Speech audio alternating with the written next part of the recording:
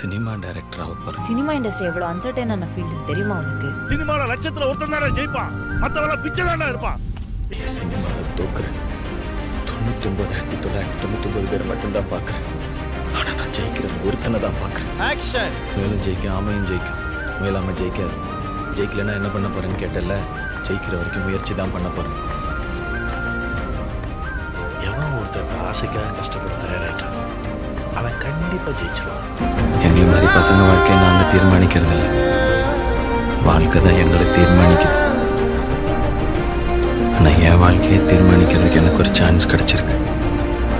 Cinema director ஆக போகிறேன்.